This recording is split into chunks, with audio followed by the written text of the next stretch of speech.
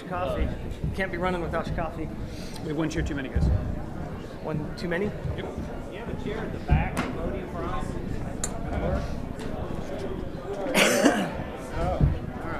I haven't checked. I'm so tall for it. I don't want to be near a mic.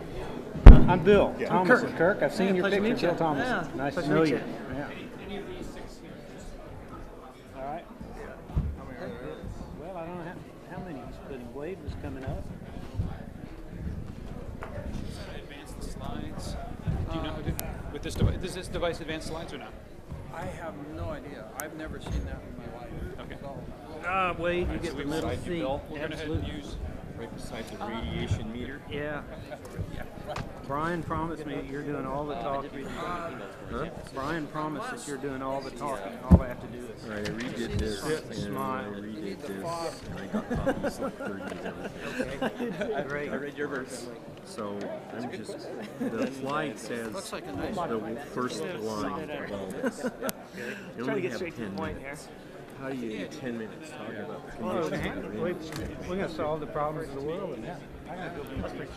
Well, maybe you can and maybe you can't. I'm Kirby Day. Kirby? Hi, it's nice to meet you. I got your name and heard you on the And phone. then by the third day, I was pretty tired. Yeah. Someone, and all of a sudden, you know what? This is what I want. Yeah.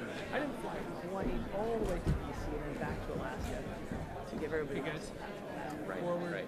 forward, Gotta be forward, there back, if you're forward to the right. Forward. Next slide. Yeah. I got backwards down the path. I'm Bill Thomas. Brandon, nice to meet you.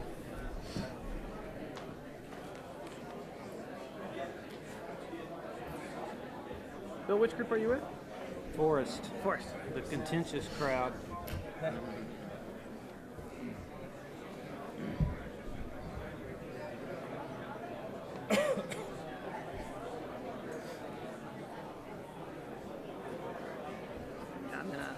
I've been gone for 2 months, so I'm gonna rapid catch up. Yeah, I You know. go to Stanford's anthems, and then check out the whole thing, and then when Dave clicks before he starts, you guys flex it. Sounds good. Cool. Yeah, I'll never be normal, but I'll do my Good. best. Yeah, be glad to exit. If I end up being normal, kick me.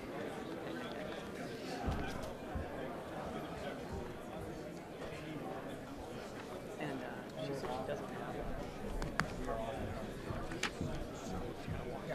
one. Yeah. Quick. Okay, that'll take 8 minutes.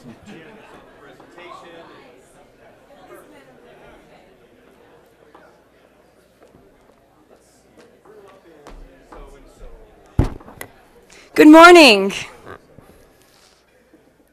If everyone can please take your seat, we'll get started with the program today.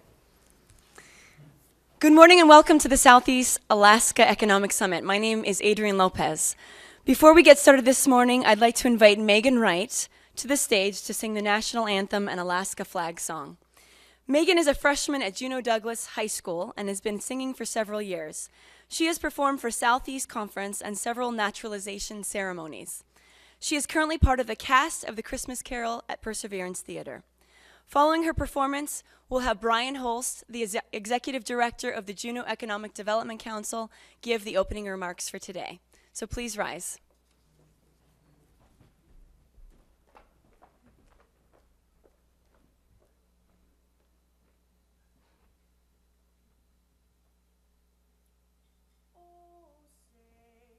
Can you see by the dawn's early light what so proudly we hailed at the twilight's last gleaming, whose broad stripes and bright stars through the perilous fight o'er the ramparts we watched were so gallantly streaming, and the rocket's red glare, the bombs bursting in air, gave proof through that our flag was still there. Oh, say does that star-spangled banner yet wave o'er the land of the free and the home of the brave?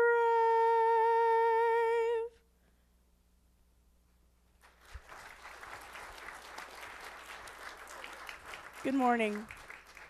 You may join me in singing the Alaska flag song. You can if you want to. 8 stars of gold on a field of blue, Alaska's flag, may it mean to you the blue of the sea, the evening sky, the mountain lakes, and the flowers nearby, the gold of the early Sardo streams, the precious gold of the hills and streams, the brilliant stars in the northern sky, the Bear, the Dipper, and shining high, the great North Star with its steady light, o'er land and sea, a beacon bright, Alaska's flag to Alaskans dear, the simple flag of a last frontier.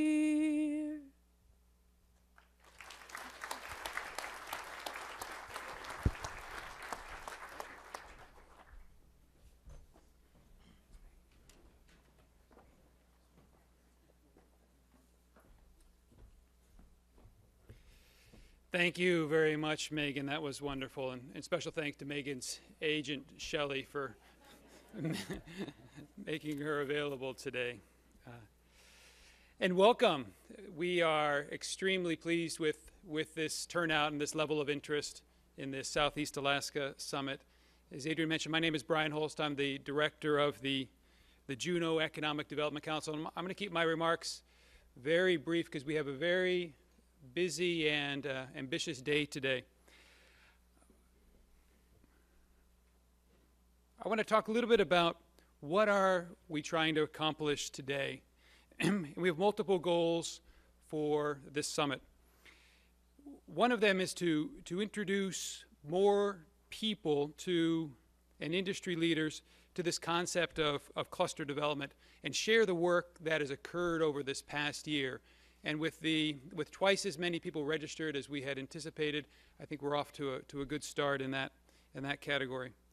We also want to allow the 4 active cluster working groups another chance to work together today. So as part of the development of today's sessions, there will actually be 4 cluster working groups later this morning. We also want to encourage groups to look at cross-cutting issues that affect multiple industries, and not just the industries that we've engaged in this process to date, but that affect all of the industries throughout that are in our region of Southeast Alaska.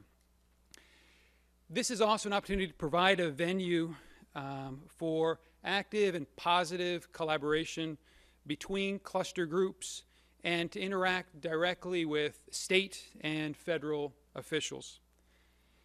And also very important to us throughout the day, and we have places for you to provide us feedback through staff and some tables in the back.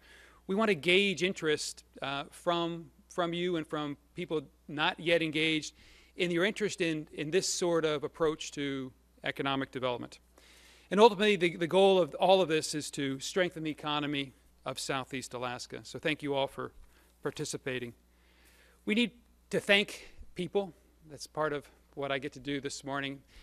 This is since October 2010 when we began this effort, JEDC worked very closely with our partners on this cluster initiative, the Southeast Conference, Scheinberg Associates, Alaska Map Company, and we engaged with a national expert in asset mapping, Brian Kelsey, and an international expert in cluster development, Ted Lyman.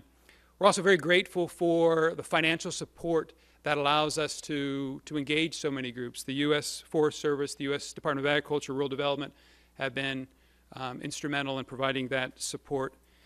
We have extremely talented staff. I think all of you can appreciate what it takes to not just put on an event like this, but to shepherd a process that engages so many people.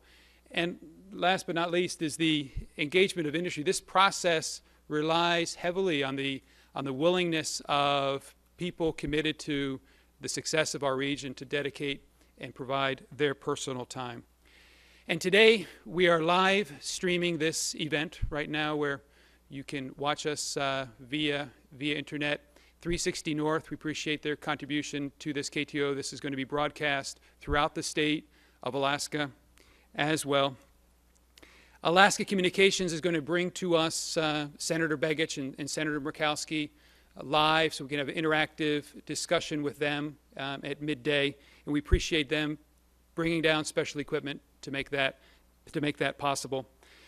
We also want to thank, there are a lot of you here today, so we want to thank the Sitka Economic Development Association, Petersburg Economic Development Council, and the Juneau Chamber for providing our coffee and coffee breaks today. To Southeast Conference for signing up for lunch when we thought there would be 80 people. Now there are. So we might have to, we appreciate that. We probably have to talk still about that. And we also want to thank the USDA, who announced last night that they're going to continue to support this process.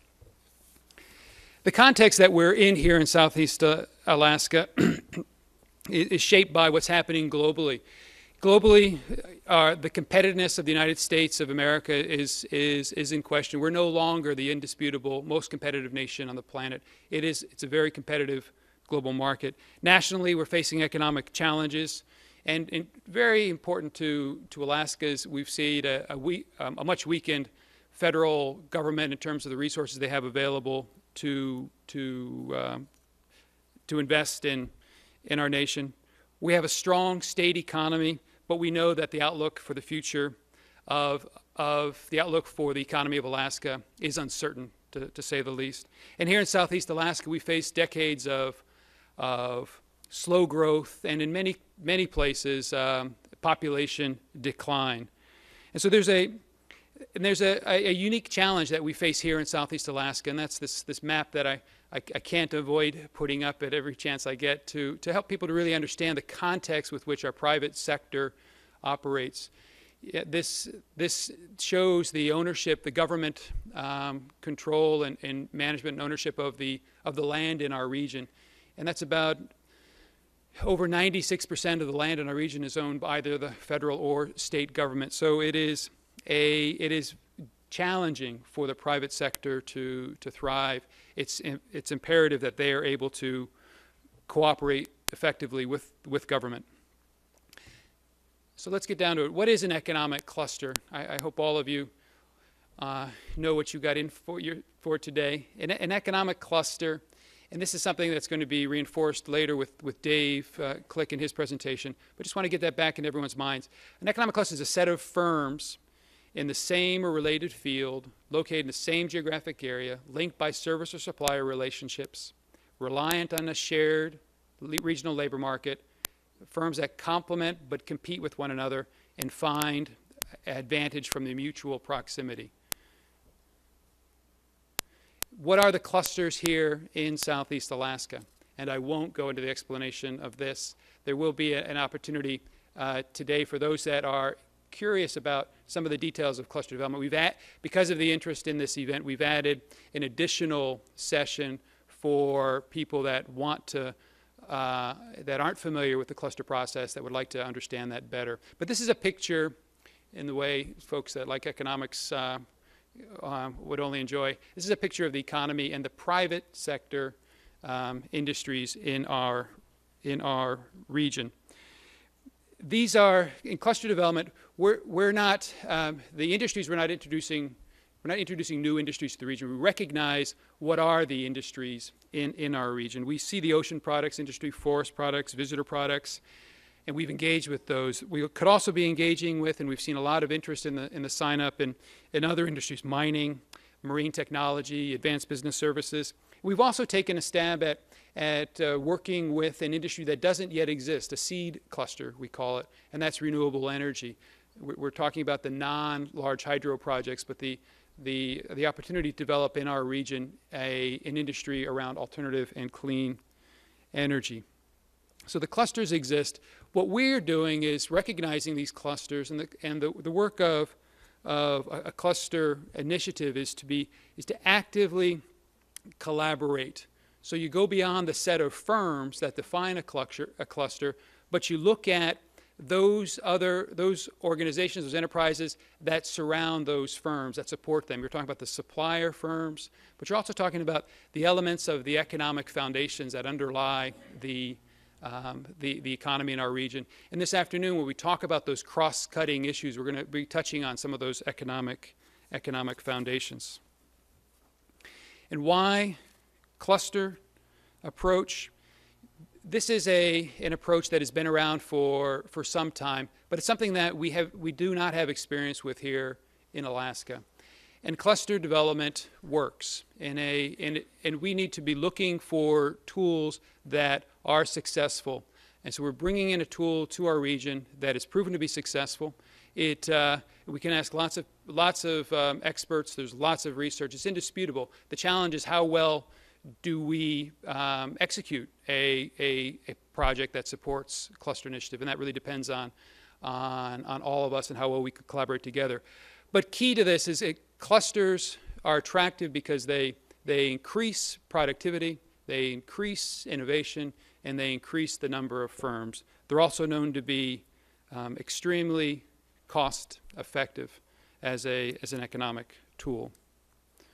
So with that, I'm going to end my remarks here. We have a wonderful day for you, and I'll be going into more details about how that day is going to develop and where you can all participate actively. But before we're going to invite up our cluster co-chairs. The co-chairs, they're going to explain a little bit about the process they've gone through and some of the highlights. We're at a stage now, we've engaged with these groups for not quite a year, but each of these clusters is in a similar position, in that they've gone through a process of identifying action initiatives, and now they're in a stage where they're implementing. So the leadership of this effort moves from us as a facilitator to us as support. The onus is now on the cluster co-chairs to drive each of their own clusters. So I would like to, we have 8 cluster co-chairs. Our 2 women are very noticeably absent from the stage, as all these gentlemen up here. But we're going to have one of each of them make some introductory remarks about their cluster. So with that, I would like to introduce John Sund, who represents the Ocean Products Cluster. John.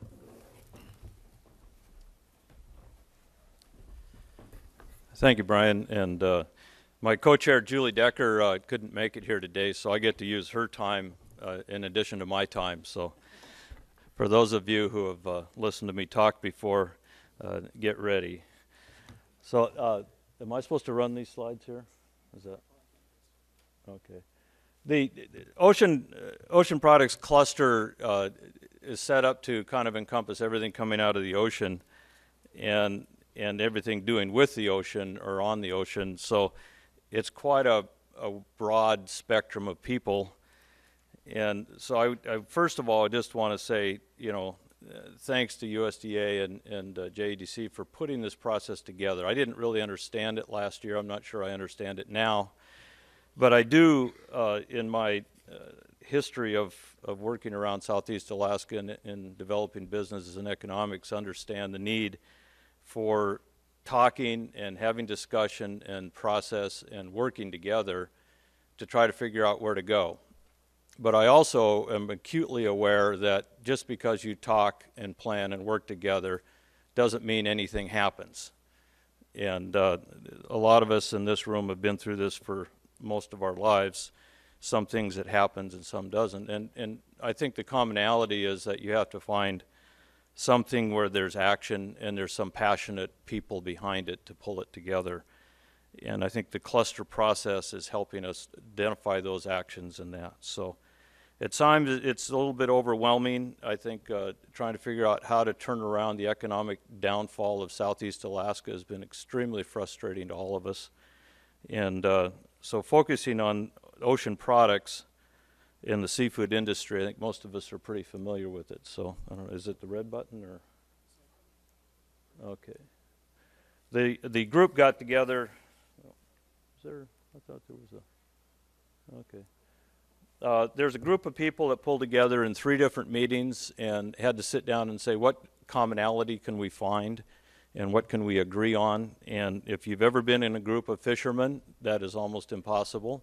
Throw in processors and it gets worse.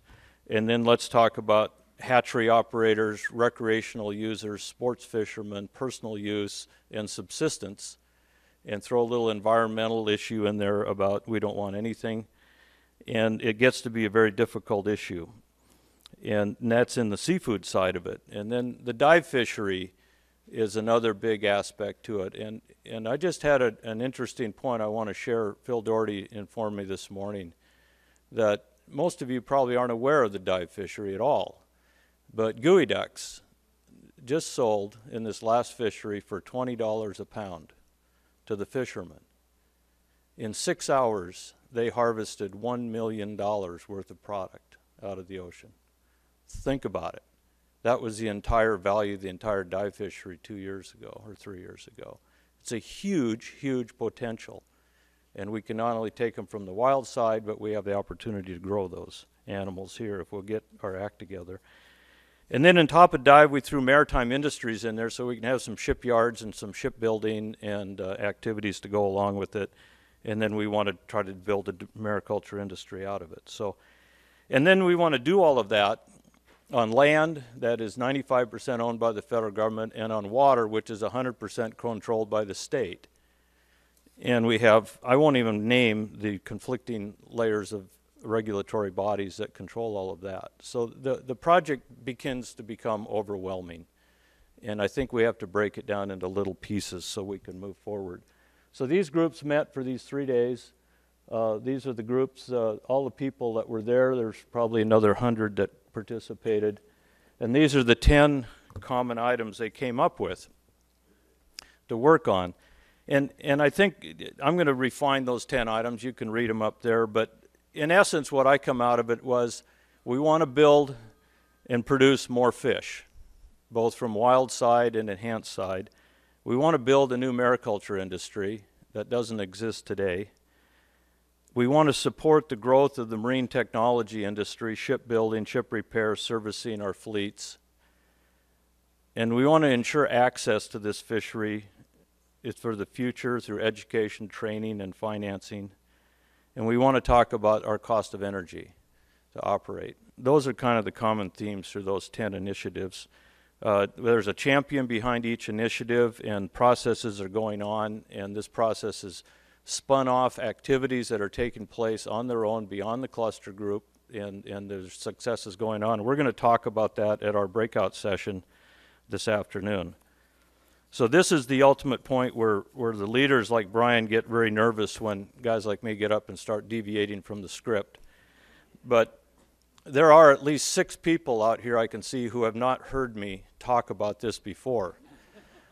So I'm going to go down my big picture list of problems or hurdles that I see that affect all of us. Adequate funding of management for our state and federal managers to manage our fisheries. We harvest wild stocks, basically. If we do not fund our management, we will have nothing left to harvest. It's the #1 goal that any ocean products seafood group gets together with. The other big one is permits and permission to use for private use of public waters, public lands. It's a tremendous challenge for the public to allow privatization or private use of public property. Public financing mechanisms. Because of the way we allow private use of public property, leasing water, leasing land, we don't allow the creation of a security interest in those assets, so we're denied access to traditional financing. And so the public has to come up and put some public financing mechanisms in place. And they have, and they are, and we've done very well with that, but we have to remember it comes along with the issue of how we manage our land. Regulatory coordination to support public policy objectives. We all get together and we adopt a big policy objective, but nobody goes the next step to say, how do we regulate, how do we coordinate the regulators in the policies? And it's always left up to the private industry to say, you go solve the problem. And I just had this discussion with Shelley this morning about the smokestack chimney effect of every regulatory agency and how their individual policies make sense, but they conflict when you try to put them together, and we have no way to remedy the conflict. And then public-private partnerships to implement policies. And I think this is something that JEDC, or I work with Oceans Alaska and Ketchikan, the use of non-governmental entities to help bridge the gap between the private sector and the public sector. And I think it's a concept that has worked well in a variety of places. So with that, my summary would be, let's focus on keeping what we have and then build on our strengths. And when we get into our breakout session this afternoon, if you want to join us at the Ocean Products, we'll go down through each of these. I'll show you where this process has identified these 10 items, but we have now broke out and we're working out on private enterprises and private initiatives to implement those activities. The hope is, you know, we can build up our current industry we have, keep what we have. We can build a new mariculture industry. We can build up and enhance our fisheries, and we can try to keep more of that value in Alaska. Thank you.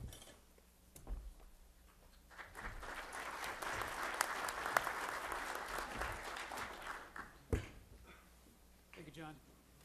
The co-chairs for the Renewable Energy Seed Cluster are Kirk Hardcastle and Brandon Smith. I'd like to introduce Brandon.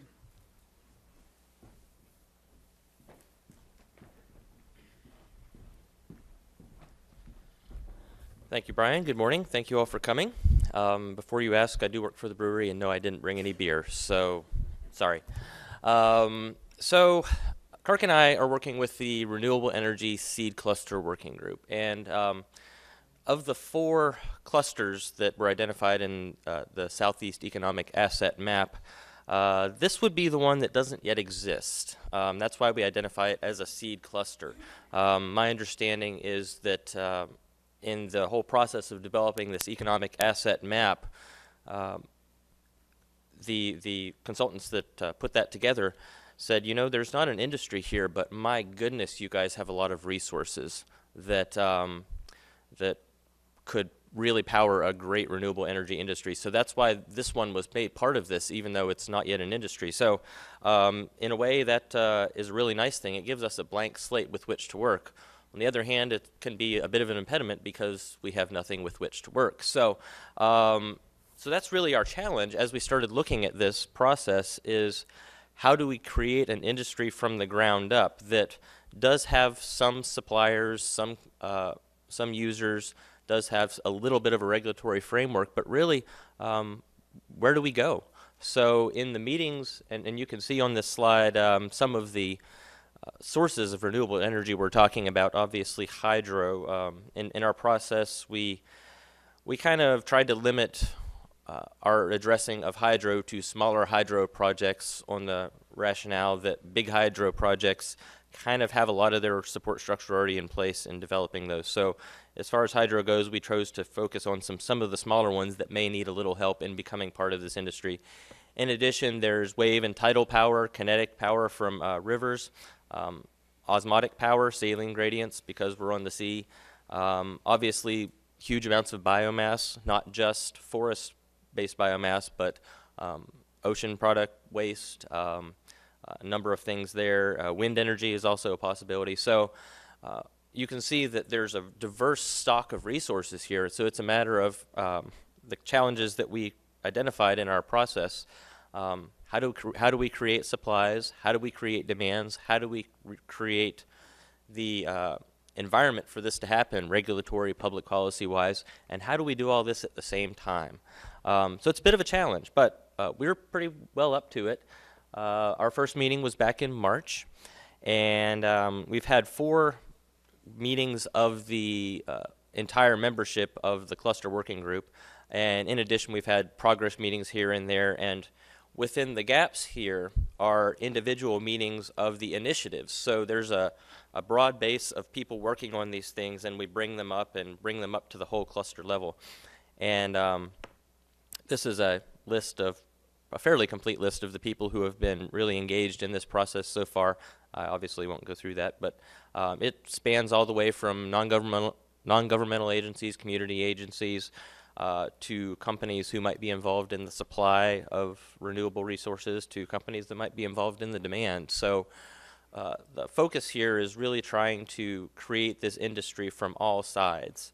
And so our process, don't read this yet because you won't watch me. Our process back in March, probably by the July meeting, we had identified 9 action initiatives, and it was by the high-tech method of writing things on a card and everybody voting for them, and we tallied them up and said, well, these are the ones that everybody seems to think are most important. So we came up with 9. And over time, these have been refined in terms of their scope and their purpose. And at our most recent meeting, we basically green-lighted 5 of these, saying, okay, the scope is pretty straightforward, seem to have a good idea of what we're going to do that, of what resources we're going to require to achieve these things. That doesn't mean that we're going to achieve it in 3 months or anything, but we have a plan. So, and you can, I'll go through these very briefly, but you can kind of, as you're going through these, see how these address kind of the wide range of supply, demand, and environment issues that we're trying to address all at the same time. Looking at net metering, cogen, and small power production regulations, the idea being there if renewable energy is suitable for small power generation, well, we need somewhere for that power to be consumed, so we're looking at that. Establishing a revolving loan fund for renewable energy systems so that homeowners and small businesses can take advantage of this, because if somebody just put in a new oil furnace, but somebody's saying, here, you should burn pellets instead, or you should burn biofuels, well, I just bought a furnace, and I don't have $6,000 to put in a new one. So providing some loan funds to do that would probably be helpful. In terms of attracting firms to Southeast Alaska to be suppliers or users, we're probably going to have a hard time getting companies to come here if they don't know what they're getting into. So the need was identified to model the environment that they will be coming into, so that when somebody's interested in this area, we can hand them this and say, here's what you're getting into, and they have something with which to work. On the demand side, developing biomass energy demand, and this is somewhat restricted to biomass because it is a very large sector of this whole equation. So we wanted to make sure that we focused on that. And the last of these 5 that we decided were ready for implementation would be educating people, all the way from the next generation of people that are going to be running this industry. That would be people in K-12 and up into UAS and college age, as well as residents who are going to be the ones being asked to support any public policy changes put forth by their elected representatives. So they need to know what renewable energy is and more importantly, what it is not.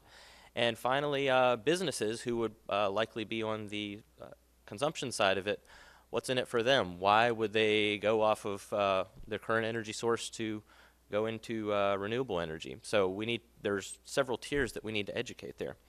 So these are the ones we identified, probably ready to go. And in addition, we have 5 more. We added one recently to come up to 5 that are still very much something we want to look at, but need a little bit more work to be considered to be ready for implementation. And these include marketing our region in general as an R&D hub. If there's all these resources here, this would be great for a company to come establish a base and work on research and development for renewable energy technologies. exploring opportunities to connect to the North American grid with an intertie, and this is a thing that changes, seems monthly. There's the environment changes for that, so really narrowing down the scope and deciding how we want to approach that is what we're working on right now. The next one is determining what the rest of the world is doing in renewable energy in environments similar to ours. Being Little Norway up here in Southeast Alaska, you know, that's a good example. They face many of the same challenges that we do. So we don't want to reinvent the wheel here. We want to find out what other people have done and learn from that. Improving government authority, regulations, and permitting. Well, I think everybody's going to probably mention that. John already did. But specifically how that's going to apply to us, we don't want to just say, yeah, guys, make it easier on us. That's not the point. The point is a two-way conversation to determine the best way that we can help this initiative forward. And the last one that was added that we're still working on is district heating, basically, and possibly specifically in regards to some heat pump technology that was brought forth by that champion. So it's a pretty exciting group of initiatives, and you can see that, again, going back to trying to address supply, trying to address demand, and we're trying to address the environment that will allow this industry to foster. Very briefly, just to give you an idea of some positive things that have happened. On our biomass initiative, some common interests have been identified between forest products and renewable energy, and in fact, that's kind of an inner cluster effort that's going on right now. So that's a success, I think, in just establishing that. District heating in the Willoughby district down here in Juneau, there's some studies going on that. As that project gets developed, there's a biomass system going in Ketchikan that's being designed right now, and then just in general, getting lines of communication open so that we can get things going forward. And then on the economic modeling, again, we're creating something from the ground up here, so the groundwork has been laid in terms of what we want that initiative to come up with, and really, as with so many of these, the rubber's about to hit the road. Where's the money going to come from? Are we going to hire a firm to conduct this economic modeling? Who's going to do the work? Where's it going to come from? So those are just a couple examples from a couple initiatives. But again, we're very excited. We have a lot of challenges ahead of us because we are trying to create an industry from the ground up. But finding the right people to do this work and finding people that are excited about it is a real core part of it. And I encourage any of you that are interested in this subject to come to our working group meeting over in Ballroom 3, and we'd be happy to find new people that are interested in the whole topic. So thank you very much.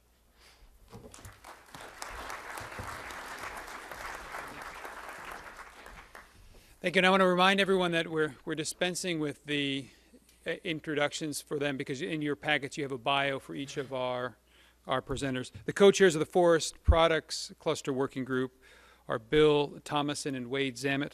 Wade? Remind me, am I driving? Am I driving? All right.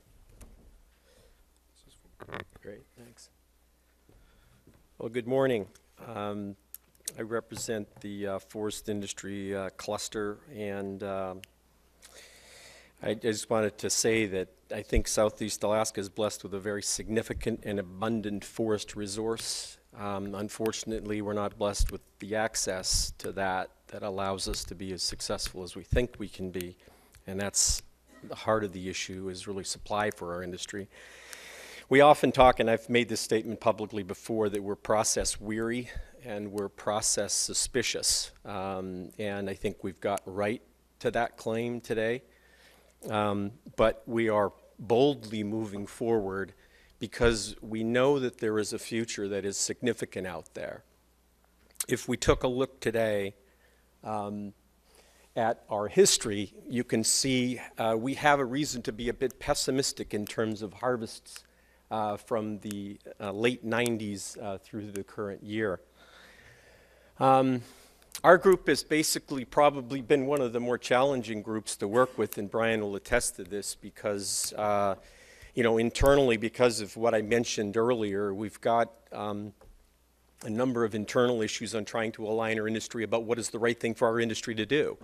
And we're obviously suspicious when people get invited into the room that become oppositions to our aims.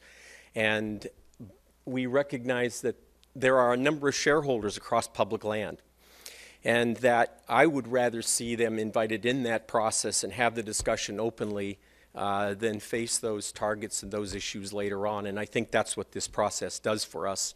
And we're not necessarily all aligned on that, but we are moving forward with that intent. So as a result, we've had 5 meetings, and most groups, Brian, I guess have had 3. So it's just we're slow learners. But I think we've come out with some pretty, positive initiatives. We started with 9, and we've really delivered our first phase of project deliverables in terms of some work we've done on young growth. And we're now moving into phase 2, which in your package is 9. We now have 6 initiatives that we've distilled them down to. And let's see, these are some of the people that have been involved in the process. And I only say some because our industry has got a lot of people that do work, behind the scenes and provide a lot of data and information, and we're very, very appreciative of it. But these are some of the people that are leading the initiative. These are the 6 initiatives we're looking at, and I'm not going to go through each one of them, but I want to give you a summary of what they cover. One is supply is a key issue for us, and it's really defining a land base. If you look at the land in Southeast Alaska today, I'm going to say conservatively there is 1 million acres that's already been harvested, and it's probably north of that number. So if there's 1 million acres of land that's been harvested and you assume a certain growth rate, you can project quite easily a future that looks at a 200 million board foot per year annual harvest, sustainable in perpetuity. The issue is we don't have access to that 1 million acres today, but it is a working forest, and it is a base that our goal is set upon increasing as a supply base. So we need to define the land base, and that's public and private land base, and that's part of our charge. The next piece is when we define the land base, we have to have security to it, because as administrations come and go and policy changes, we see an erosion of that land base. And that was one of the outcomes in our phase 1 deliverables on young growth. We're currently operating in the U.S. Forest Service on about 270,000 acres of young growth potential. There's actually 600,000 acres in the stewardship of the U.S. Forest Service that is available for harvest, but because of policies, procedures, and regulations, that's been limited to less than half that area. So our goal is, how do we define that land base? How do we expand it to what can support an industry? And we need that for both public and private investment, because the U.S. Forest Service makes significant investments in land too. And when regulations change and the land designations change, those investments change too. So we need that security not just for private investment, but for public. And then we've got issues that work on really streamlining. And I think to generically put this, we're trying to improve the processes between the landowners and the investors in how to deliver the product in a better way, but also how to take advantage of opportunities that are in the marketplace and be nimble in moving fiber to where investors see opportunities and making those investments an opportunity that investors want to pursue, again, whether it's private or publicly. We're trying to define the possible out there, and that's really what our cluster group is trying to do. What is the realm of the possible? And how can we put our arms around that in terms of land base, in terms of security, in terms of infrastructure, in terms of a future? Am I out of slides, Brian? Yeah, I guess I am, sorry. So in a nutshell, that's what our group is doing, and today we have the largest share of our group to work on kicking off our 6 initiatives, and we're looking forward to taking this process. John, you mentioned thanking the Forest Service and the JDC, and I also want to do that for kicking off this process. But now it's time for us to step up and lead this. This needs to be industry-driven and industry-led, and that's very particular for our industry because of some of the dynamics within the industry. We have to be the leaders in this. And I know we're weary, but it's kind of like, you know, the geese flying south. Somebody changes the lead, and there's always somebody different blocking the wind. We're blessed with an industry that has enough people to still do that today, but there's a lot of weariness and there's a lot of suspicion. So I'm wearing the colors of the industry, blue and black today, and I thought you'd get a kick out of that. But I thank you for your time and look forward to our work today.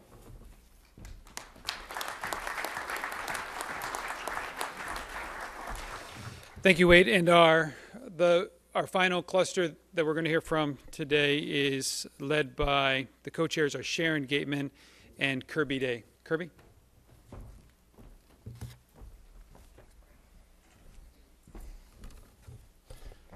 Thank you, Brian, and thanks for all the sponsors that are helping to put together the event and all of you who are participating. And to my co-chair, Sharon Gateman, who is here in the back, and that's fortunate and unfortunate because I can't now blame the fact that there's a cruise ship slide with the Alaska Airlines plane being de-iced for some reason on the screen because it wasn't her fault. So not quite sure how that got there.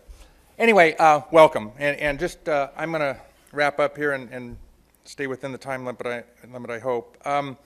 As most of you all know, the majority of the visitors that come to Southeast Alaska come by cruise ship, not by de-iced Alaska Airlines planes. But if you can see here real quickly, there was a big increase of visitation in the early 2000s and then leveled off when the economy hit some skids here a couple of years ago, and it's slowly by the different colored bars there you see going up. So we're looking at probably back up to about 930,000 in 2012, and with the addition of a couple extra ships in 2013, we'll probably be right back up to about 1 million. So the cluster process is very important to the visitor industry and the visitor products industry in Southeast Alaska. So when Brian called us up and said we're going to be in a cluster, I said, okay. And by the way, that was March, and our season was starting in less than 60 days. And so we said, okay. So he put us on a fast track, and a number of us got together, you'll see a list here shortly, and met on these 3 dates and came up with a number of initiatives that we think hold water, that we think have some good opportunity going forward in working with the different agencies that we work with. And so we got going on that. This is a partial list, well, most of the people that have participated, but there's a lot of folks that participated in one or more of those meetings that probably aren't on that list. But we had great participation from the private sector as well as from the public sector that really helped us get going in quick fashion because, like I said, we were within panic mode with the ships showing up. So these are the 5 initiatives we came up with. I am going to go into very briefly a little about each one. So the first one there is the champion of that is Linda Kruger from the Forest Service, and Odin Brody is her co-chair from the state of Alaska. And this goal of this initiative is really to develop and maintain land and water trail system within the region that will hopefully do a number of things, provide recreation for residents, but as well help promote visitation to a lot of different communities in Southeast Alaska. So there's continued work on this one. The next one is increased guided access to public lands. And John McConaughey, the owner of Cycle Alaska, a small family-owned business here in Juneau, is the champion of that group. And the goal there was when we found that demand for the access to public lands, and in this case Mendenhall Glacier Recreation Area, was exceeding the permitted levels, we said, well, let's find a way to increase that guided access and find a way that the permitting process can be a little bit more flexible so that the Forest Service in this case can react to changes in the economy, changes in the market, changes in capacity and conditions. So a success that came out of that real quickly, well, not real quickly, it took a lot of real hard work and collaboration and great work with the Forest Service and the group headed by John, was that they came up with an additional 15,000 plus use days for commercial operators out at the rec area, which is really great. And going forward, we're working with them to further clarify some of those extra use days that we have and work on some of the constraints that those use days hold. But there's a good example of how the cluster has worked well so far.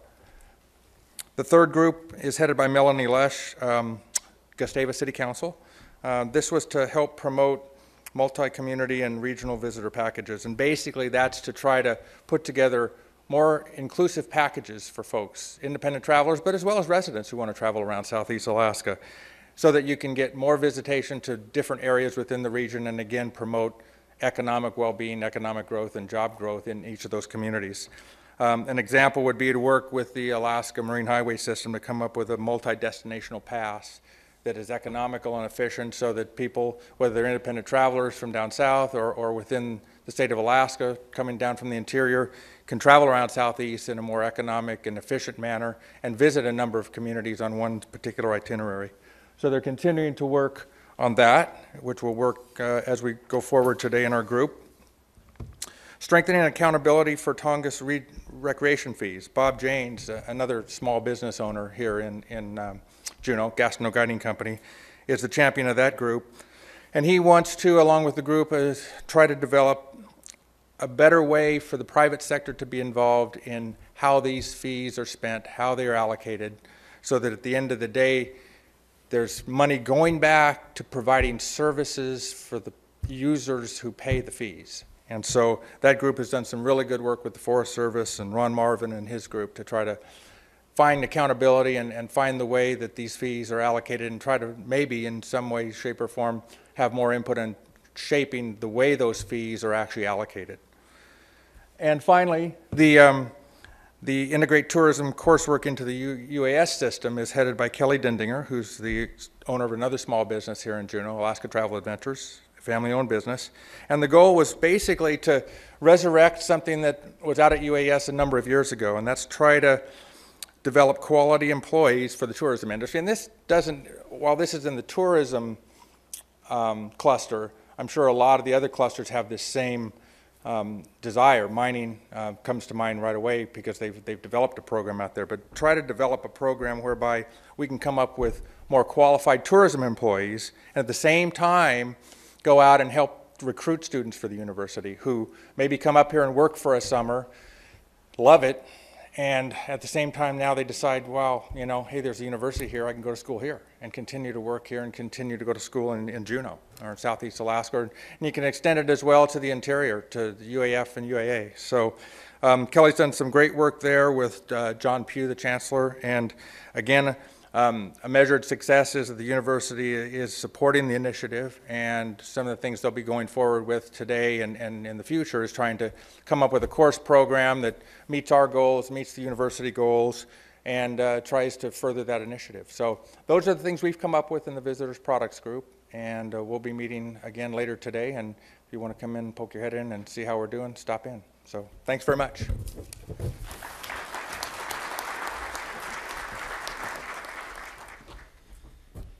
Excellent. I want to thank our cluster co-chairs and reemphasize, even if we wanted to manage this group, good luck on us. They're a very committed group of people, and we really appreciate their effort and the fact that they were exactly on time for their presentation. So right now we're going to do a little transition. Those in the back of the room, we've reserved tables up front here for people that arrived late. So we're going to remove those now, and you can move forward, and we're going to transition to our next presentation.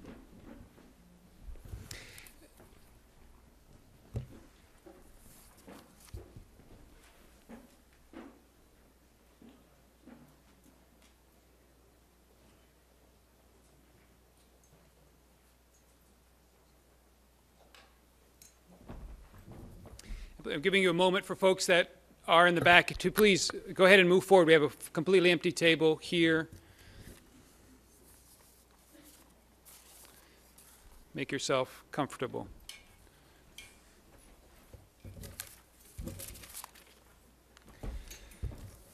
Great. It's my pleasure to introduce to you our keynote speaker today. In this this process of cluster development, we know it's new, and it's a process that we're excited to bring to this region because we believe it works. But don't believe us. You know, we decided to go out and we're looking for other experiences where cluster development has been successful. And so I had the opportunity to be in Portland and meet people engaged in the industry cluster initiative in Oregon. Oregon has a Oregon Business Council, which we'll hear more about, has a successful initiative. So we're very fortunate to have Dave Click with us, whose title is Cluster Outreach Executive from the Northwest Food Processors Association. And Dave has 40 years of experience in this area. Prior to that, Dave was a senior supervisor at the Boeing Company, a captain of the U.S. Army in Germany, and has degrees from the Oregon State University and a certification in organizational management. Dave is responsible for operating the 14 local clusters that comprise the tri-state area of Oregon, Idaho, and Washington in the food processing sector. So I'll let Dave, without further ado, I think people are settled down. Please help me in welcoming Dave Click. Dave.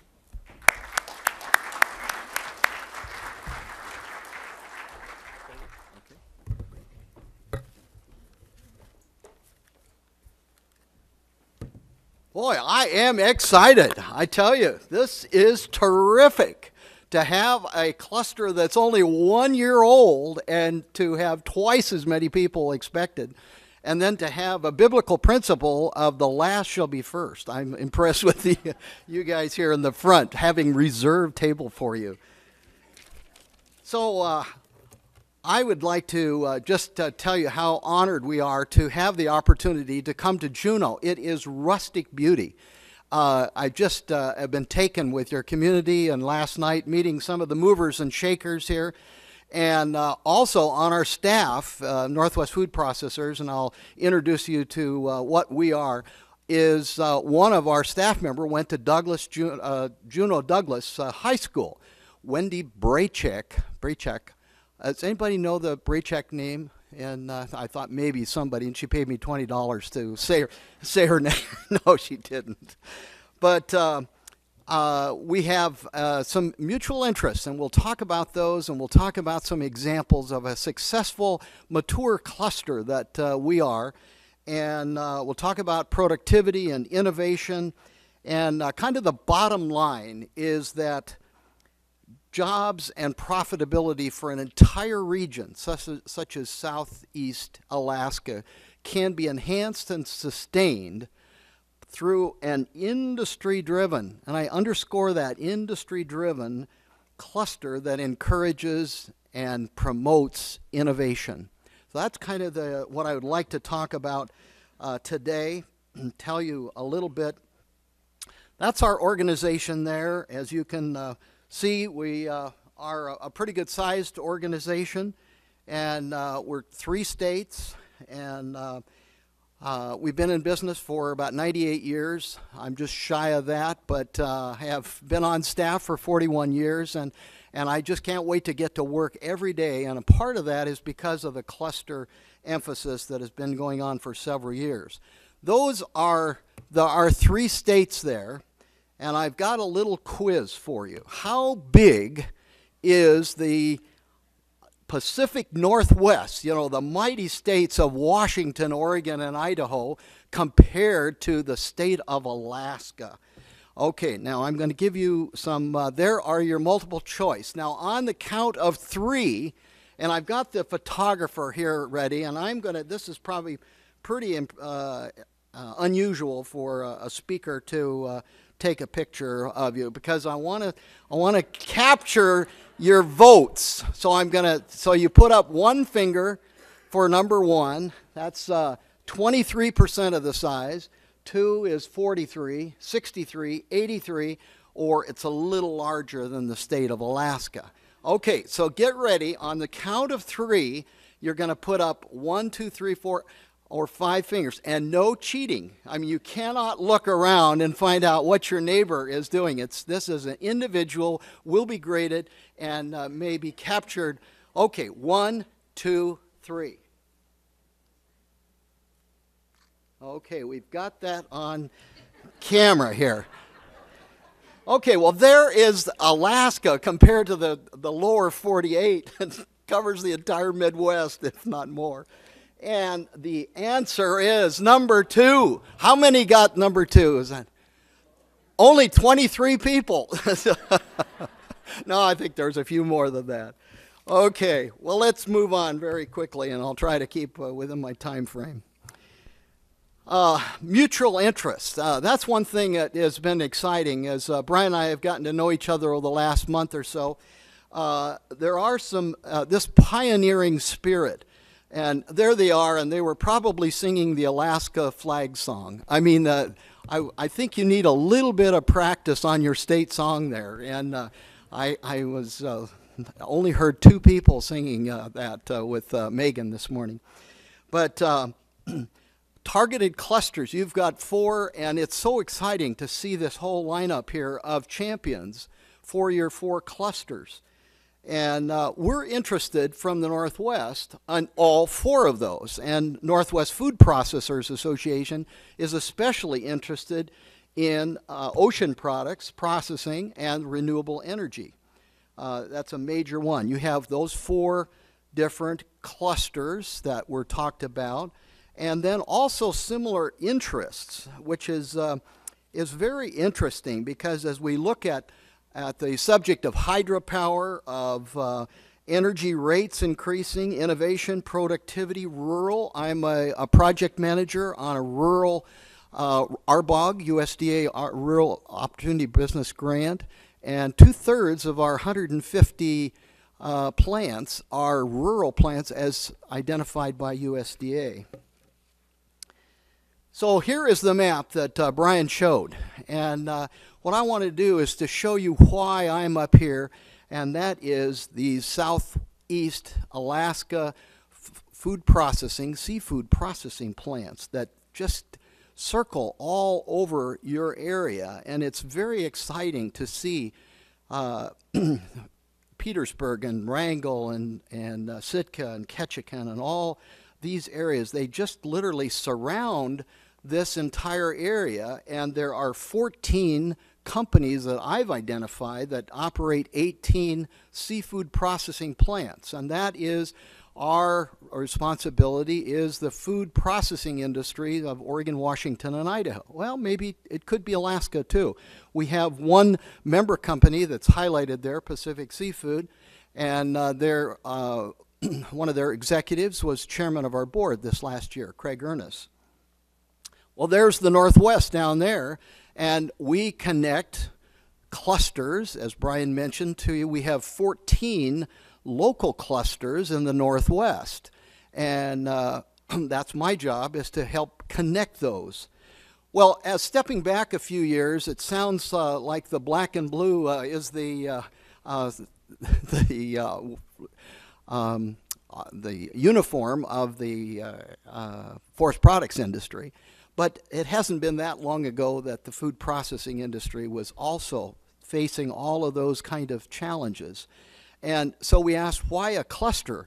Well, here is a subject and a picture that maybe some of you recognized even from Alaska, but that was the kind of food processing industry we had between 1997 and 2007. We lost a lot of companies. They were merging and consolidating, and the profits were going down, and everything. Clearly, there was a need to regenerate the interest, and I sense that right here in Southeast Alaska, in Juneau, that there is a need for something to go. So in your packets, you will see a cluster brochure. It looks like this, and I just wanted to point this out, especially to your cluster leaders. There's just a few things I want to emphasize, but it's clustering hundreds of large and small innovative businesses together. That's exactly what you're doing. In the center panel is successful cluster attributes.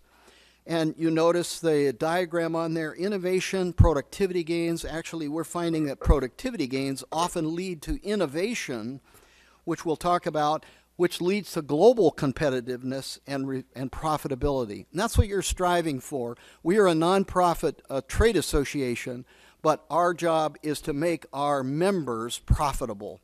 There's some new strategies in here that are worthy of your consideration.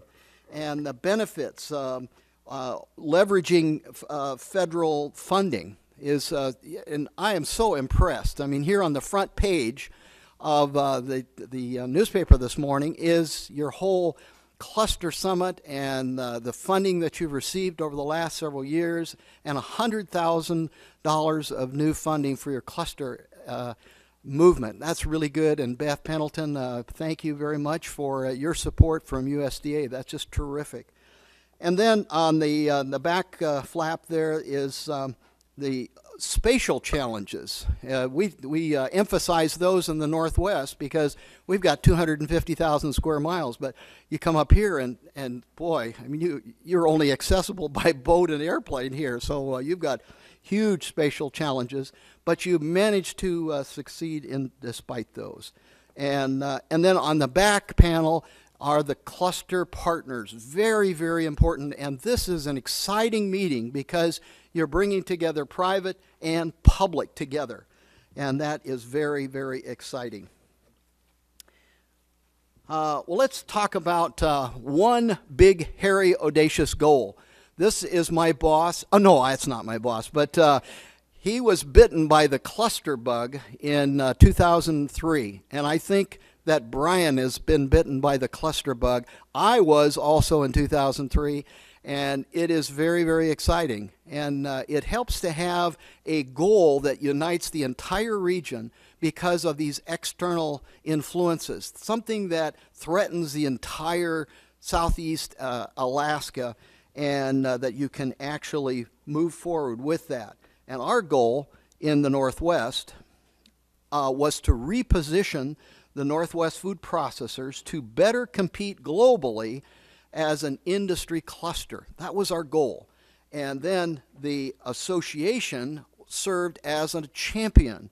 And we're a nonprofit trade association, and for an industry-wide revitalization, and we want to hit that target just right square on. And so Brian has already gone through what an economic cluster is, and Michael Porter, that is considered the grandfather or the father of modern clusters out of Harvard, and so there's a good thing. Here's another way to portray clusters, and I was impressed with your little triangle map on your strategy, and this is very similar. In the center is your cluster, and in our case that's the food processing industry, and then that is from different angles, that is going from the raw product and all of your suppliers on the bottom, and it's being squeezed by your markets on the top, and also on the bottom are all of your partners. So that's another way of depicting what a cluster is. Well, over the years, we have developed a process, and we could put together an entire day-long seminar, really, on what is the cluster process. Dave Zapponi, our Chief Executive Officer, wanted to be here, and I'm actually the fill-in for him. Dave spoke yesterday. There was the Oregon Cluster Summit. It was an Economic Development Summit in Oregon. And they called it the Leadership Summit, and there was like 1,200 people there. And a lot of the people that are interested in sharing ideas were involved at that meeting. So those are the areas that we'll have, and I'll kind of sprinkle some of these throughout the presentation. As far as the strategic direction, that back in 2005, 2006, we put together a very similar kind of thing to you have. It's a public-private partnership. We call it the CAS, the Cluster Advisory Strategic Team. And it was a smaller, it was kind of like your executive team, maybe 20 or so people. And they actually drove this cluster by establishing some priorities, but it was public and private. And we hadn't really done that much of working with the public in that past, and early on it was very difficult to obtain funding. It took us a couple of years to arrange that funding. But they came up with 5 priorities, and they were all operational type of priorities, but innovation was the number one. Innovation, infrastructure, transportation services, pipeline. You're very familiar with pipeline in Alaska, but a pipeline of qualified workers, strategic alliances. Here we see these strategic alliances that you are forming. That's terrific. And operational productivity. So really all of those are very similar to what you have. Productivity. Let's talk about productivity and innovation. What we accomplish, because it's measurable, and those are the kinds of things you have, is producing the highest quality goods and services, whatever your industry sector, even in tourism, such and renewable energy, forestry, and seafood products. Do something better than anyone else can do. That's what your mission is and a stabilizing event. And then we put together some productivity collaborations. We actually had a staff team at that time that went out to individual food processing plants and helped them with some high performance audits. And we also contracted with the manufacturing extension partnerships and others to go out and help us. Continuous improvement strategies and performance measurement system. I've been working the last 25 years or so on a performance measurement system called the Objective Matrix, which is a plant and company level, but it even can be applied to an entire region. Because what it does is it points out these things on the right there, the key performance indicators, a scale on a scale of 1 to 10, or actually -5 to 10, to show you what the possibilities are, and then what you are doing as circles, and then finally weighting each of these. What it is, it's a system for measuring apples and oranges and coming up with a fruit salad in a single measurement. I didn't want to show you the actual thing because it's a little complex, and there will be a test on this a little later, so that but that is it's a very, very powerful tool that can be explained in about half an hour in a plant level, and it's called the Objectives Matrix, and there's a lot online for that. And what that is a way that companies can see what True North is. And I was impressed that your state song had North, True North in it. So that's very impressive. The Adizes. Has anybody heard of the Adizes life cycle? I hadn't before I was introduced to this. This is a fascinating tool. It is terrific, and it's all organizations have this cycle from birth to death, if you will. The left-hand side there is the courtship, and just right on through, and moving up on there, and then you are in really fat city up there, and maybe that was the forest products industry in 2009. They were in that great thing when they had 3,500 jobs, and then all of a sudden, for one reason or another, it starts to go down in that cycle, and unless you do something to regenerate, and then you're going to be in deep trouble. So innovation is what we pursue, as opposed to productivity, what we accomplish, what we measure, and what we pursue. So that's the conversion of knowledge and ideas into benefit for commercial use or public good. It's doing something that no one else does, and a destabilizing event, if you will, because it's change. It's change for the better. And it applies horizontally across all business functions. These are some of the things that we did with Northwest Food Processors as far as the infrastructure. And we actually worked with universities and these labs, Pacific Northwest National Lab, Oregon State, WSU, University of Washington, and the community college, the technical colleges. All of those became partners. And we are trying to establish a climate of innovation and to provide innovation training, all of these kinds of things.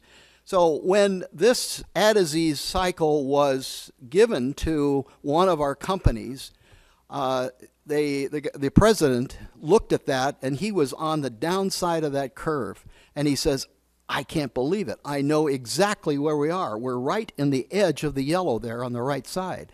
We are still making money a little bit, but unless we do something, we're going to be dead in 5 years. So what that does is that on the left side there is to regenerate, to establish something that you can be while you're still going up. So this is the perfect time where you're starting to go up, to take some of your clusters and regenerate. And that's where I see those initiatives that were just explained, that those are designed to revitalize your sector.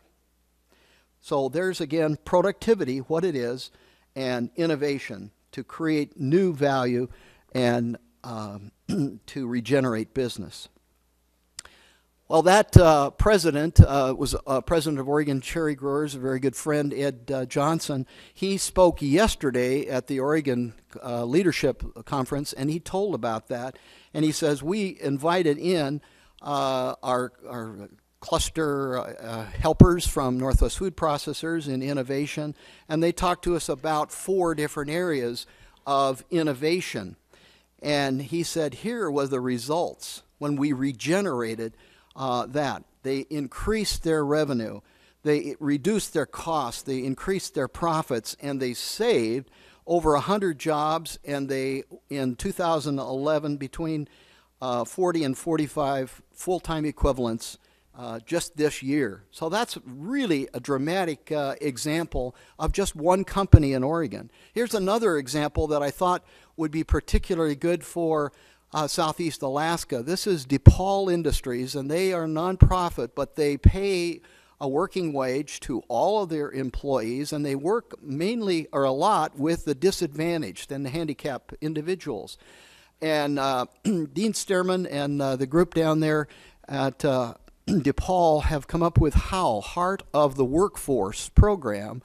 And what they do is that they find these disadvantaged individuals who are the gold nuggets, the ones that they really feel have potential, and they train those. They provide pre-employment training not only for DePaul, but for the entire sector. And now it's become cross-sector.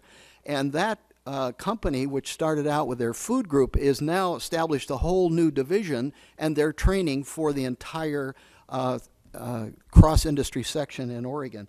And they've had some really remarkable achievements there, over $1 million saved, and they've taken people off welfare rolls, found meaningful jobs where they can be promoted and given skills.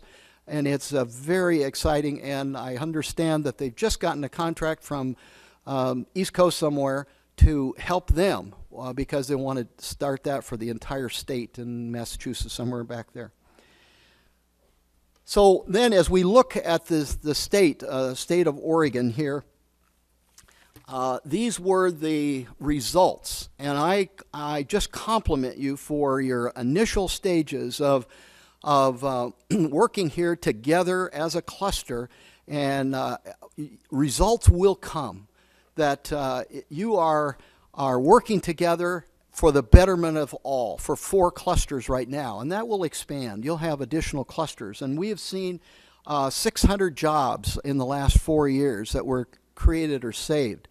Improved productivity, $13 million, over $100 million of cost avoidance, and those others. And political clout cannot be underscored. We are both an advocacy organization and a resource, very unusual. We have approximately 20 people on staff, and we're a very aggressive trade association.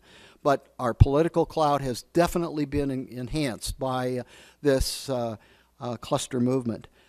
Just a word about funding of our clusters.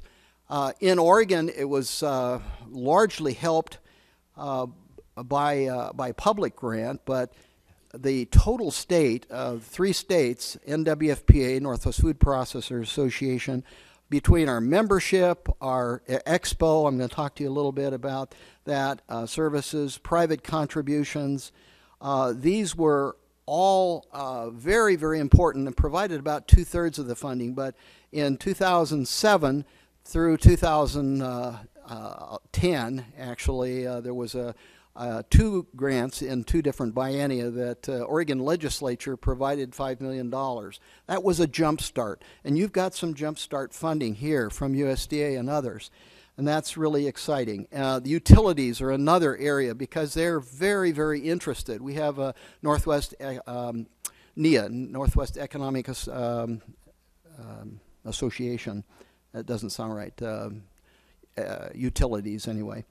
And public funding for sustainability, energy, rural, and other programs is all part of that. And then we were able to establish a 501c3 Education and Research Institute. That may be down the road. You may want to do something like that because that helps you to draw in additional public funding that might not be available to a 501c6, a lobbying organization such as ours. And there it is. In 2011, earlier this year, we did a series of surveys, of business surveys. And who were the winners? The innovators were the winners. Look at this dramatic slide. And I think on that there was 200, how many? Can't see that one, but I know that your survey had 243, and so that is even more than ours. But the red bars on there show that the companies that had the most innovation were the most successful. The red is growing at 25% annually or better. Very high growth companies. So those, as you can see, are in all the left-hand side. You maybe can't read the sides there, but products, people, processes, and co-generation, or not co-generation, but co-innovation with customers as well as suppliers. Whereas the ones on the bottom, the green, were the low growth or no growth, were only investing in process improvement. What is that? Productivity. They're only seeing how can we cut costs, how can we improve plant operations. Without the balance, then we're finding that you're on the wrong side. Interestingly, everybody said innovation is absolutely essential. How many of you, if I asked that question right now, how many would you say that innovation is absolutely essential? Okay, that's 97. That's very good out of this audience. But here is the problem, is that fewer than half of the people had a strategy for innovation. And when they were asked, are you an industry leader? 0 replied that they were a leader. So we've got to work on that. So also in the surveys, there were 3 emerging issues, and every one of them is appropriate for Southeast Alaska. Key staff, people are getting older. Now, I was supposed to have retired 6 years ago, so I'm kind of fouling up the curves, but I can't wait to get to work because it is so exciting. It gets more and more exciting every year. But nevertheless, the ones that do retire and go fishing, then you've got to work on those. International trade, you've got an advantage here, and you've got to really capitalize on that for the key Asian markets. Aging facilities. How many of you have aging facilities up here? I know we had a lot of them in the food industry. And then 4 programs that we're seeking to change the industry's culture. Now, that's an ambitious topic, ambitious goal and objective. So if the Juneau Economic Development Council says we're going to change the culture. Well, no, they really can't. It's the industry themselves that must do that. It's the forest products. It's the seafood products. It's the tourism industry. You're going to have to change your culture and go from the negative or the half-empty glass to the half-full. So energy. Now, I haven't really spent much time on that, and I'd love to talk with those of you that are involved in the Renewable Energy Initiative or cluster. We're involved more in the Northwest Food Processors with actual industrial energy conservation. And that's a part of that. That's a renewable, if you will, because just by emphasizing. So in 2009, our industry, we got all a representative of CEOs together, and they came up with a vision statement and said, we want to strive to reduce energy intensity, different than energy. Energy intensity is BTUs per pound. We want to reduce or improve energy intensity by 25% in 10 years. So we call that the intensity, 25 intensity, and 50% in 20 years. Now, some of our plant engineers said, impossible. Well, you got to have a goal out there, and it's possible with innovation and technology. And that's what it is. You know, some of the forest products right now looks very bleak and dim, but with innovation, I think you'll be looking in 5 years at a whole different scenario. And also backing up there on, if that goes back, yeah.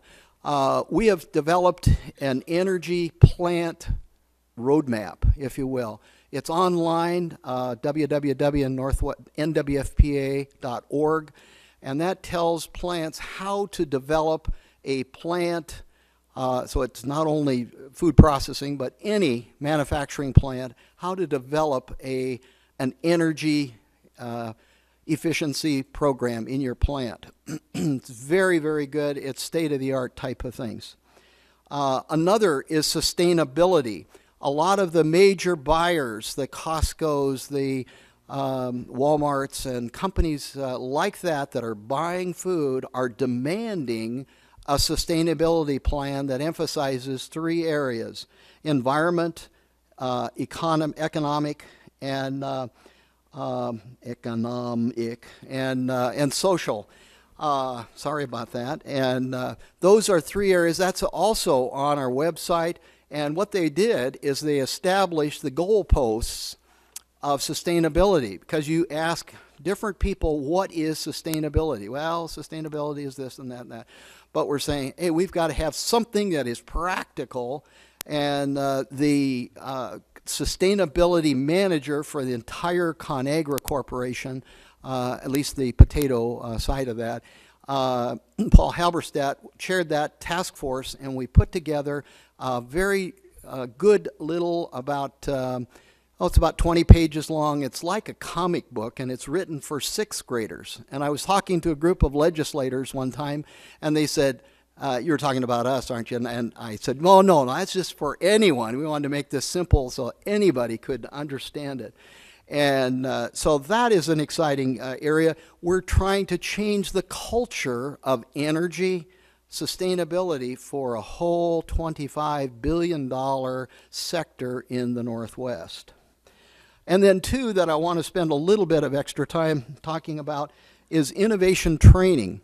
And Brian, when he was down in our office, we were so excited about 3-4 years ago about innovation and to try and change the culture, that we hired a couple of innovation specialists, experts, and on contract, and they did such a good job that we hired them both onto staff, because it was cheaper for us to hire them than it was to pay consulting wages. And they have come up with a very interesting thing that I'll mention just in a minute. And then also one of the 2 of those is working on a new innovation marketplace. And I think both of these have some potential for Southeast Alaska. First, the innovation program. It is funded in part by the Oregon legislature. We got another $500,000 grant, and that is showing that we are weaning ourselves away from that public funding in Oregon. So it started out 3.6 and then 1.4 and now 500,000 over 3 biennia. So that is a positive thing because private industry is picking up the slack. And it focuses on 4 pillars: executive innovation, and all innovation really starts at the top of an organization because you can have the best asking for suggestions from the employees, but unless that CEO, unless that top management buy into that program, it's not going to go very far. Second is business model innovation, and I think that's something that you can really benefit from. Co-innovation is very, very rare, actually, around the United States. We're looking for people with good examples of co-innovation, of involving your suppliers and your customers in designing people, products, or process innovations within a company. And then engaging the whole company or the employee innovation.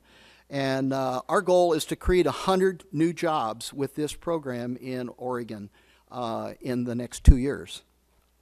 That's something that we certainly would be willing to share, and John Marshall is the project manager on that.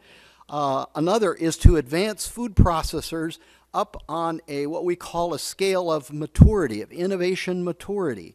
And here it is.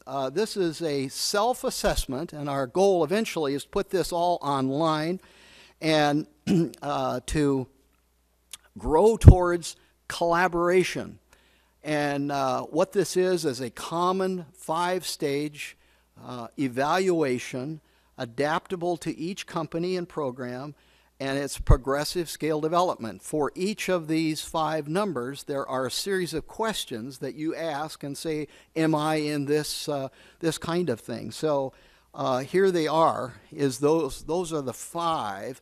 And so we ask people to say, are you a 1? Are you just reacting over here and you really don't have much of a plan? Is whenever somebody says, well, you've got to have an innovation, okay, give me some suggestions. That's our innovation program. That's on the far left there.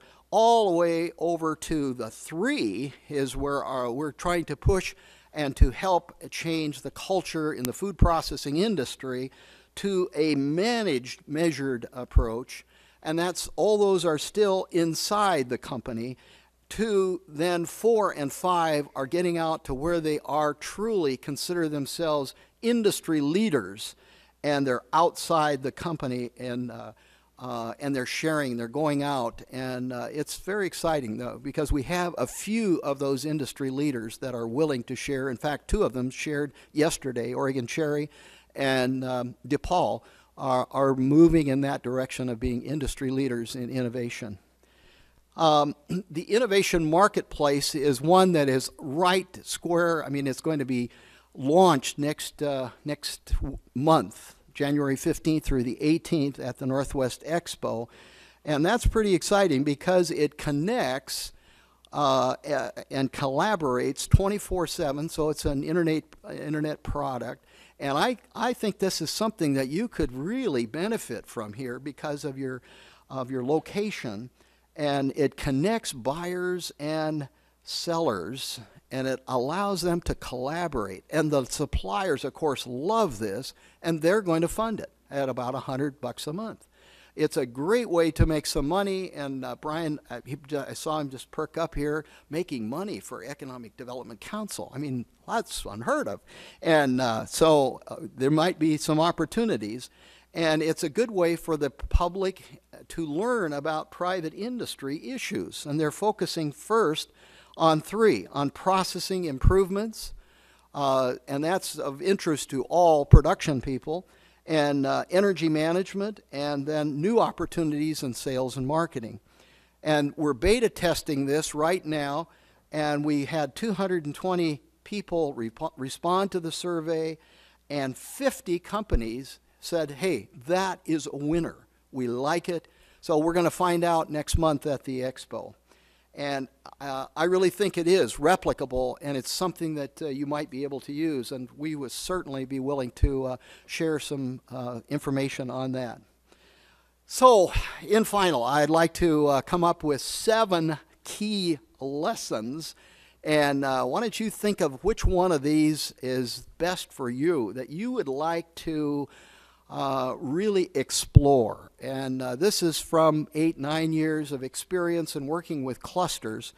But first is a passionate champion and a leadership team. And I can't tell you how excited I am with what I saw up here and I saw last night with your movers and shakers reception.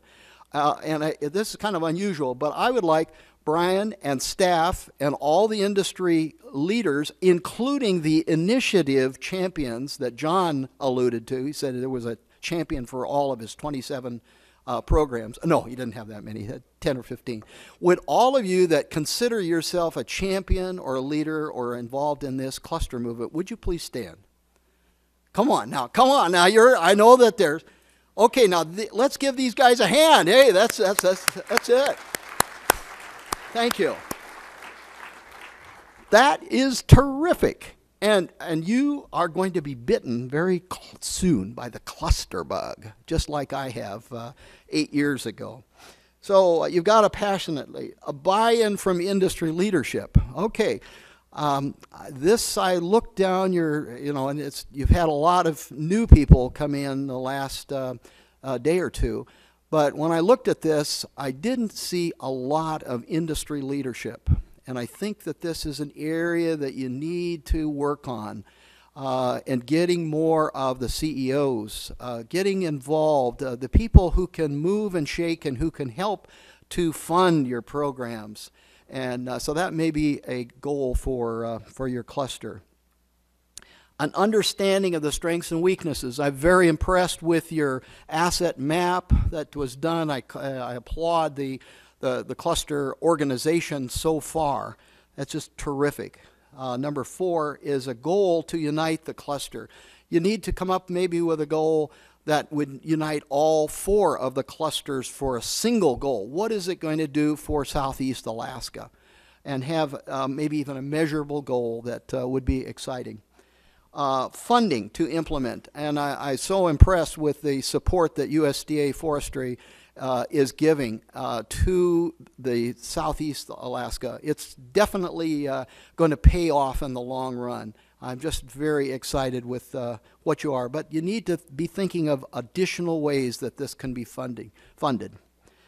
6 is the infrastructure. Develop the infrastructure of each of your initiatives, each of your cluster initiatives, so that it has some sustainability to it. And then outreach and willingness to share. And that's, I'm an example of what Northwest Food Processors, here we are up in Juneau, but our interest, of course, is the seafood industry. So here is the cluster summary, and it's, I'm not going to, I'll let you read that. But if I had to put my whole topic into a 10-word sentence, and I'm involved in a Bible study that requires us to do homiletics, and that's to outline your talk. So my 10-word sentence is to sustainable clusters require a goal, champions, innovation, and industry buy-in. So that's kind of the bottom line there. And then also, funding, of course, is very, very important. But as you work together and you can demonstrate results, funding is going to come. So here is a busy slide, but I just challenge you to keep track of your highlights. This shows where we have gone over the last 8-9 years. And I would say that you're probably right around 2004, 2005 on our scale, because this is the first time that all 4 of the clusters have gotten together. We did that in 2005, and we were 2 years into it.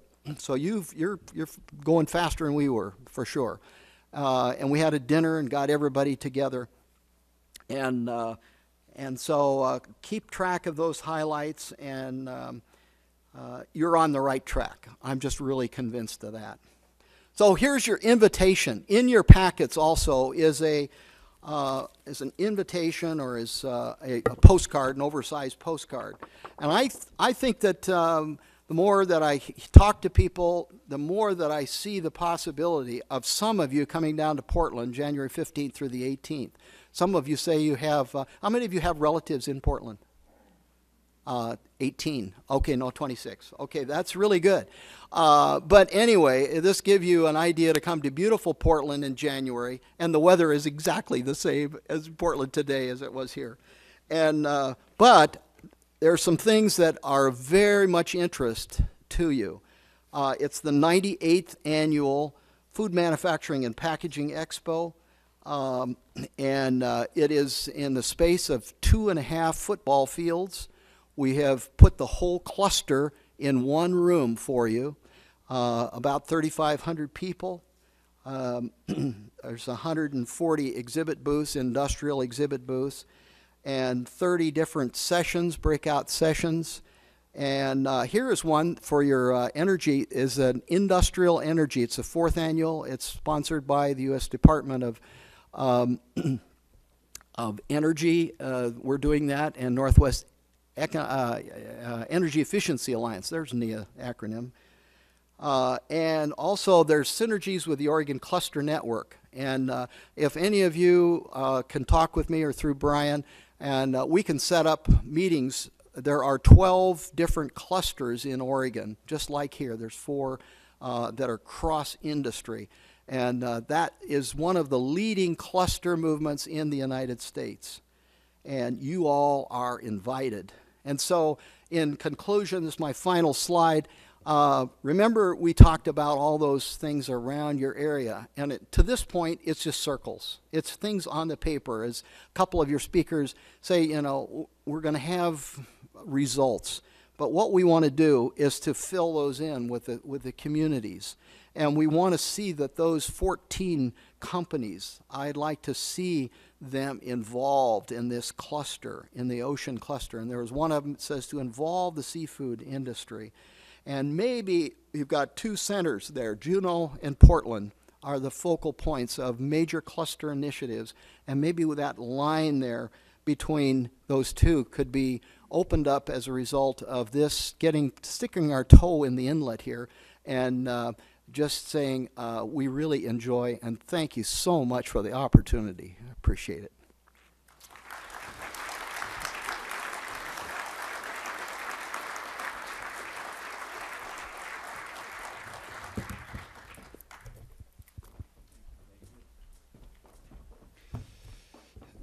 Thank you, Dave. That was excellent. I hope that certainly helped me to understand the potential and the value of cluster work. We have just a couple announcements about our schedule. We're going to go to a break, but I want you to hang tight for 1 second as I explain how the rest of the day is going to proceed. Dave is available all day for questions, and he is, and that's part of what we've asked him to do for us today. So seek him out and hear from him directly about his experiences. This morning, we're going to move into the cluster working groups, and there are 4 cluster working group meetings that will occur. Your agenda is accurate about the locations for these meetings. So if you are interested in the ocean products group, or the visitor products groups, the forest products, or renewable energy, we encourage you to go and participate. Understand what that process is. Know that they have an agenda for their meeting, and they're going to conduct their business at their meeting, but you are welcome to observe. We've added a 5th section given the interest in the topic today. And so at 10:30, which is after the other meetings have started, Dave and I will be in this room, and we're going to give a presentation, sort of a 101 of cluster development and some of the specifics about what we've been doing in our process here in Southeast Alaska. So we encourage you to go to the cluster working group meetings, but if you feel like, hey, you know, I would benefit more because I'm not interested in those 4 clusters, I'm interested in seeing about a potential other cluster, or I just want to learn more about this process, meet here, and that is a change in the agenda. We have another ballroom number, meet in this room at 10:30, and we'll spend about an hour talking about cluster development. At noon, we have our, we want to convene everyone back here. That's prior to lunch. We'll give you lunch after this session. Both of our senators, Senator Begich and Senator Murkowski, are making themselves available. They're very busy, and it was difficult to align 2 schedules. We attempted to align 3 schedules. It was challenging enough to get 2 schedules to align. And so Alaska Communications has brought in equipment for this special 2-way communication that we're going to have. And they are on a very tight timeline. So please be in here at 12 noon to start that presentation. It'll go live approximately 12:10. We'll have 20 minutes for that interaction. The cluster working groups have questions that they are posing to our senators related to the work that they've been engaged in. If you want to engage any of those cluster co-chairs about what they're going to be asking, please feel free to do so. And then we will we'll go to lunch after that, and I'll explain the rest of the afternoon. So here's what you have. You have an opportunity to go and mingle. At 10:10 promptly, we'll start each of the 4 cluster working group sessions, and then at 10:30, right here, we'll start the basics of cluster development. Thank you very much.